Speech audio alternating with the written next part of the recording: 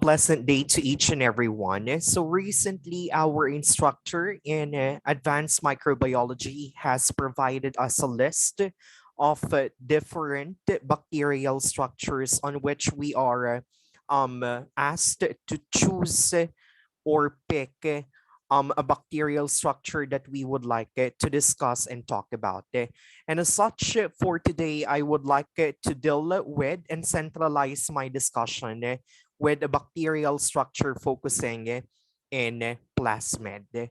So before we proceed to our discussion, we are going to, or I'm going to orient you with the contents of my PowerPoint presentation. So we are going to talk about the definition, functions, importance of the structure, and medical applications of this bacterial structure in plasmid.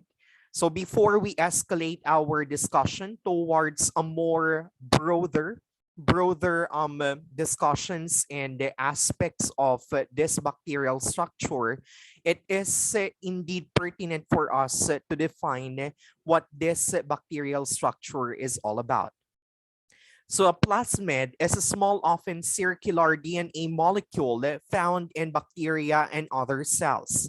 Plasmids are separate from bacterial chromosome and will replicate independently since it is separate from the overall chromosome or the bacterial chromosome. It will indeed replicate independently.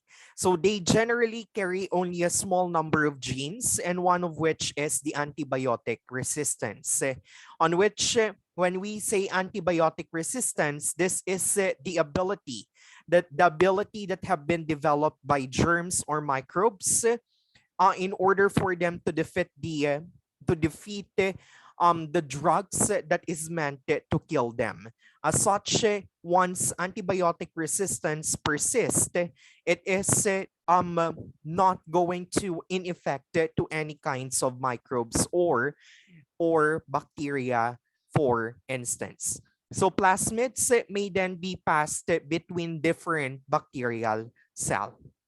To provide us an illustration and tangible example, we have here an illustration of Escherichia coli, which is a strain of bacterium on which, of course, we can observe the image on which we have been taught that the nucleus or the DNA material of bacteria and some other microbes are not enclosed by a nuclear membrane and is therefore has an indefinite shape. So we have the overall chromosome or DNA of the bacterium, and the circular ones are the plasmids. So it is separate or circular DNA separate from the overall chromosome of the bacteria. Next, we are going to talk about the functions of this bacterial structure. To start with, the main function of plasmid is to carry antibiotic-resistant genes and spread them in the whole human or animal body. In this way, many diseases of humans and animals can be treated. But of course, in some aspect, this kind of function of plasmids can be manipulated by genetic engineering in order to reverse the function that is going to be beneficial in treating humans and animals, or for, in that sense, any other living organisms. Next function, the other function of plasmid is to carry those genes which are involved in metabolic activities and are helpful in digesting the pollutants from the environment. So thinking that it is like the lysosomes of the plant cells, wherein it is portraying metabolic activities and digesting pollutants, which may inflict harm or harmful effects to the bacteria or the microbes. Next, they are also capable of producing antibacterial proteins, so on which the antibacterial proteins are also connected to the main functions of the plasmid in producing antibacterial resistant genes. So plasmids are also able to carry the genes which are concerned with increasing pathogenicity of bacteria which cause diseases like anthrax, which is observable to livestock like cows, and of course, tetanus. So this is the downside or the disadvantage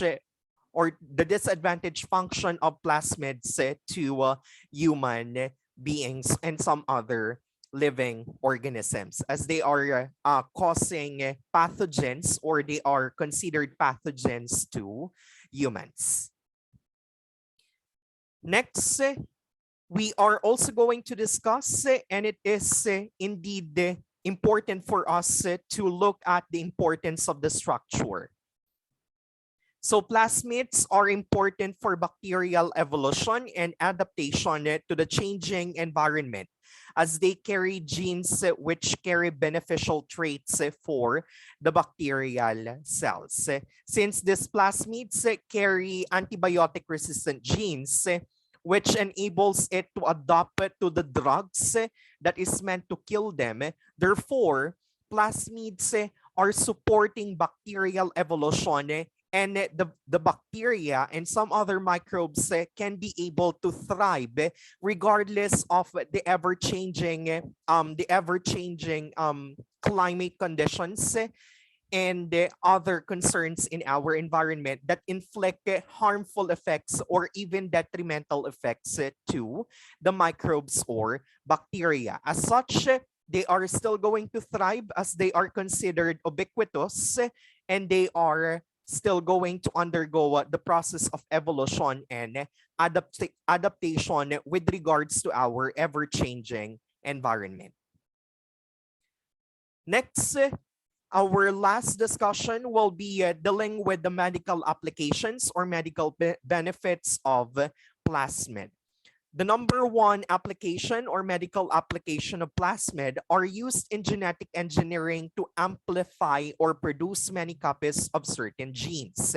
Since plasmids are a portion of bacteria which reproduce by binary fission, this structure can also have adopted the ability of the bacteria to multiply drastically. So they are used in different techniques and are involved in research of genetic engineering and gene therapy by gene transfer to bacterial cells or to cells of superior organisms, whether other plants, animals, or other living organisms. So to improve their resistance to diseases, growth rates, or any other traits. Next will be in molecular cloning, wherein plasmids are types of vectors or vehicles that are used in cloning short segments of DNA. So scientists have developed many uses of the plasmids and have created software to record the DNA sequences of plasmids for the use in many different techniques. A very good example of this will be the artificial and cost-effective bulk production of antibiotics, and can be achieved by incorporating an expression of vector for that antibiotic in a microbial cell. So similarly, other biomolecules can also be produced.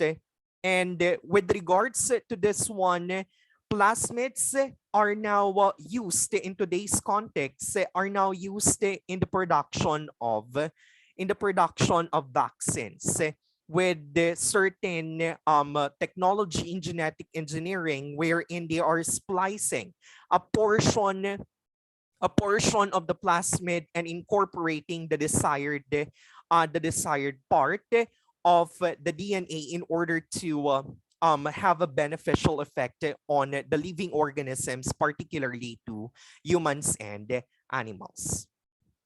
So in addition, plasmids are used to administer gene therapy, which is a technique used to correct defective genes responsible for disease development. And they can also be used to replicate proteins, such as protein that codes for insulin in large amounts. Since plasmids have the ability to um, reproduce swiftly, they are also being used with the manipulation of its DNA or chromosomes for that matter. They are going to be used in order for us to produce large amounts of proteins that is badly needed to cure some diseases like diabetes and some other concerns. And as such, they are used to code for insulin. And that concludes my report about the bacterial structure plasmid. I hope you have learned something, and I hope um, I have shared significant takeaways for you with regards to this bacterial structure. Thank you for listening.